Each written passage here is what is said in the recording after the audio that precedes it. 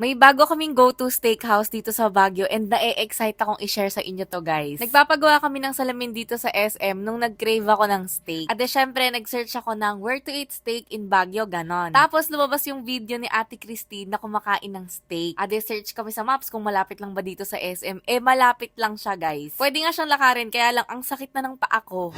Pero bago nga ang lahat, tumaya muna kami sa loto. Baka sakali lang, guys. Malay nyo naman.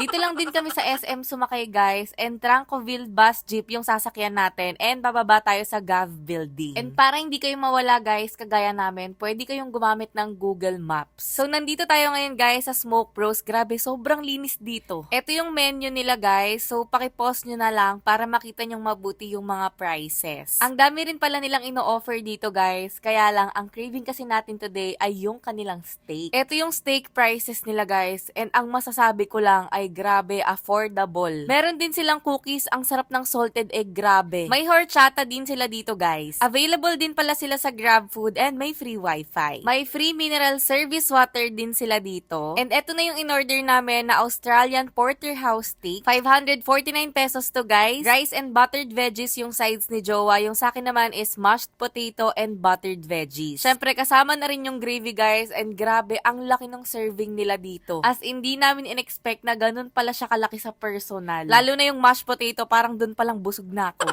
Ang lambot ng steak nila dito, guys. And grabe, sobrang dali lang niyang hiwain. Talagang hindi sasakit yung panga mo kangunguya, ganun. And by the way, guys, hindi to sponsored. Kaya tingnan nyo yung mukha ko, guys. Hiyang-hiya akong nagbi-video dito. Tapos naka-flashlight pa. So, eto na nga, isawsaw naman natin siya sa gravy. Ang sarap ng gravy nila dito, guys. Masarap na yung steak kahit walang gravy, pero syempre, mas masarap kapag may gravy. Ipapakita ko sa inyo na sobrang dali lang talaga niyang hiwain, as in, wala akong ginagamit na force, ganon. Kahit pa bebe style yung paghihiwa mo, talagang makakat siya. Next naman natin yung kanilang jumbo size na mashed potato. Grabe, nagulat talaga kami dito kasi as in, ang laki talaga niya sa personal. Nabitin lang ako sa gravy neto, guys, kaya lang nahihiya kasi kung magtanong. Totoong patatas yung gamit nila dito, pero yung texture niya, guys, hindi yung super smooth. Pero masarap siya, lalo na kung mas madami yung gravy.